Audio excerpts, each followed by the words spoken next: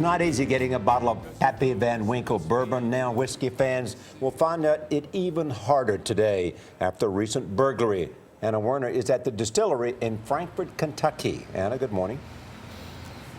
Good morning, Charlie, and good morning, Nora. Well, you might call it the whodunit of bourbon country. In October, 195 bottles of this Kentucky-made spirit went missing from the Buffalo Trace distillery here behind me. Now, since then, police have interviewed about 100 people. They've searched Craigslist and the blogs for traces of the stolen goods, but no dice. The bourbon is still missing. Police say they're now raising the stakes. We're just trying to bring Pappy home. On Monday, Franklin County Sheriff Pat Melton announced a $10,000 reward for tips leading to an arrest in the case. This is something that's going to be significant to us.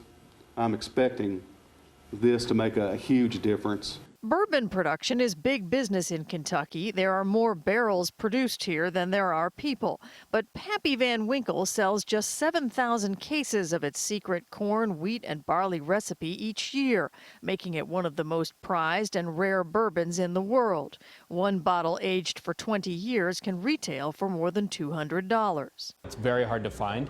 It's also incredibly highly regarded as one of the best bourbons in the country. Clay Risen is a New York Times staff editor and bourbon expert. Partly it's a matter of the lore that they built up. It's the story behind it and making it something that everybody wants and no one can find. It's made even more rare by the recent theft. The estimated value of the stolen bourbon is around $26,000, but could be worth hundreds of thousands of dollars to those who are willing to pay for it. The black market and gray market for whiskey is pretty robust, and someone like this with the right connections could probably unload it relatively easily.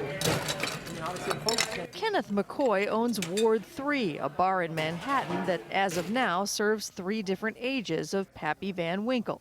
He says customers call every day asking if they carry the bourbon. 1 ounce of the 20-year-old Pappy sells here for $50. Pappy Van Winkle has basically become the Brad Pitt of bourbon. Since it disappeared from the distillery in Kentucky, bourbon lovers across the country have been wondering how it will affect the supply. It's made people look at it and go, oh my God, I've got to get some of this. It's up the ante on Pappy Van Winkle. A bit of a sad start to the holiday season here in Frankfort, Kentucky, where that bourbon is made.